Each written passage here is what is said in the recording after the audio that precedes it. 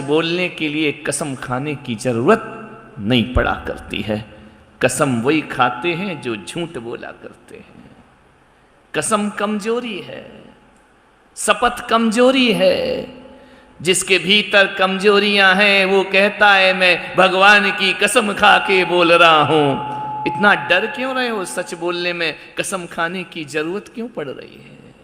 सत्य तो स्वभाव होना चाहिए, सत्य तो हमारे संस्कारों में होना चाहिए, सत्य तो हमारी आदत में होना चाहिए, सत्य तो हमारा जीवन होना चाहिए। उन्होंने कहा कि न्यायाधीश महोदय, सच बोलने के लिए कसम खाने की क्या जरूरत है?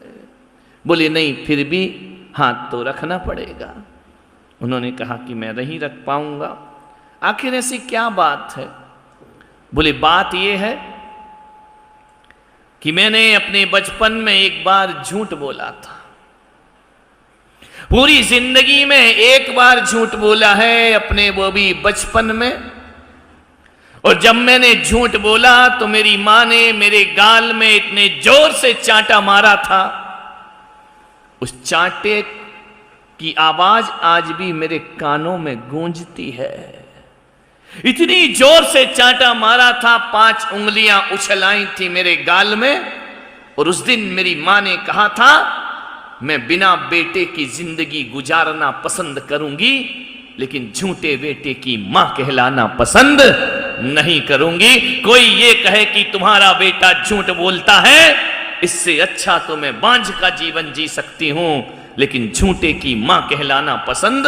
बस वो शब्द मेरे सीने में चुभ गया कांटे की तरह। मजिस्ट्रेट महोदय, मुझे गाल में जो चांटा पड़ा उसका दर्द नहीं हुआ।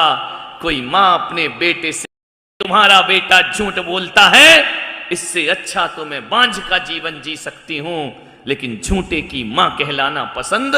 बस वो शब्द मेरे सीने में चुभ गया कांटे की तरह। मजिस्ट्रेट महोदय, मुझे गाल में जो चांटा पड़ा उसका दर्द नहीं हुआ।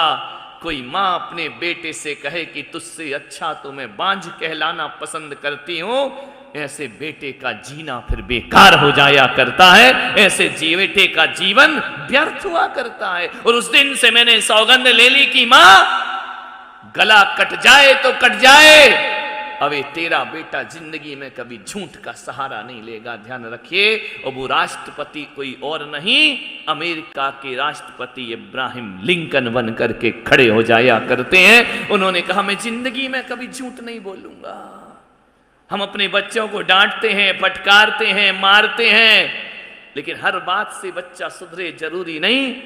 इब्राहिम लिंकन ने कहा कि चांटे की दर्द से ज्यादा मुझे उनके शब्दों का दर्द हुआ कि मेरी कोई मां कह दे कि तुझसे अच्छी मैं निपूती रहूं, उसका बेटा होना व्यर्थ है उस औलाद।